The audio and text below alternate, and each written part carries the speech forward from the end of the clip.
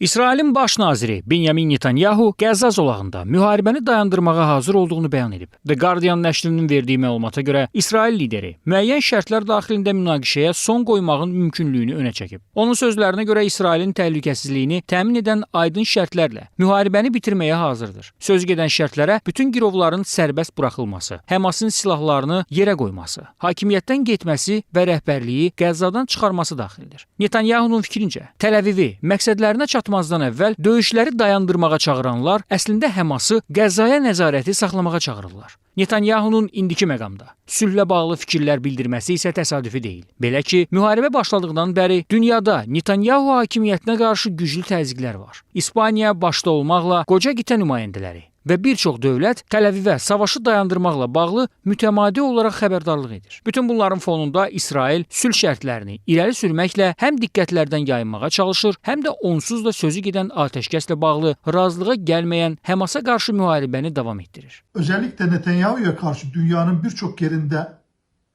ciddi anlamda tepkiler üst perdeye çıkmaya başlayınca İspanya'dan, dünyanın birçok değişik ülkelerinden ciddi anlamda tepki Netanyahu üzerinde baskılar oluşturduğundan Netanyahu zaman zaman barış muhtevalı açıklamalar yapmakta, ama buna rağmen Gazze'de silahlı çetelere değil halkın üzerindeki baskılarını artırarak oradan bir göç olgusunu sağlamaya çalışıyor. İsrail bu baskılarla dünyadaki tepkileri dengeleyebilmek adına zaman zaman barış ve değişik söylemleri gündeme getirse de gözüken o ki önümüzdeki dönem İsrail'de Netanyahu hükümetinin yıkılıp yerine daha uzlaşmacı bir hükümet gelmek üzere. Digər tərəfdən, Amerika Birləşmiş Ştatları prezidenti Donald Trump və İsrailin baş naziri Benyamin Netanyahu arasında da münasibətlər son zamanlar bölgədəki müharibə səbəbindən gərgindir. Qəzza məsələsində Amerika Birləşmiş Ştatları lideri atəşkəsin bərqərar olmasını tələb edir və İsrailin Fələstin anklavındakı hərbi əməliyyatlarını vaxt itkisi hesab edir. Üstəlik dəyişən dünya nizamına uyğun olaraq Birləşmiş Ştatlar regionda özünə yeni müttəfiq əldə etməyə çalışır. Belə olan halda da Avropa və Asiya arasında hərbi, iqtisadi, xaba çevrilmiş Türkiyənin müttəfiqliyi Trump administrasiyası üçün böyük əhəmiyyət kəsb edir. Ankaranın Qəzza ilə bağlı mövqeyi isə bəllidir. Odur ki, İsrailin düzəlməkdə olan münasibətləri yenidən pozmasına Vaşinqton icazə verməyəcək və İsrail gec-tez Birləşmiş Ştatlarla razılığa gəlməyə məcbur olacaq.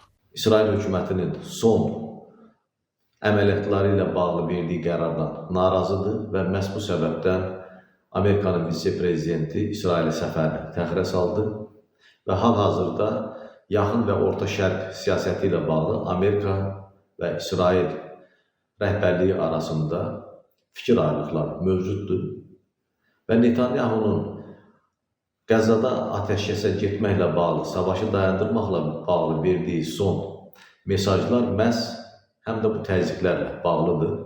Çünki İsrail hökumətinə həm xaricdən, həm də daxildən təzyiqlər edilir ki, bu müharibə dayandırılsın. Qeyd edək ki, İsrailin İranla bağlı planları da Trump administrasiyası səbəbindən demək olar dayandırılıb. Əgər Putin Trump münasibətləri fonunda Vaşinqton-Tehranla sülh əldə edərsə, böyük ehtimalla növbəti hədəf Qəzzada da müharibənin dayandırılması olacaq. Bunun fonunda isə Netanyahu sonrakı addımlarını diqqətli seçməlidir. Əks təqdirdə Təl-Əviv daxilində də mövcud iqtidara qarşı münasibətlər pisləşə bilər. Bu isə Netanyahu hakimiyyətinin sonu deməkdir.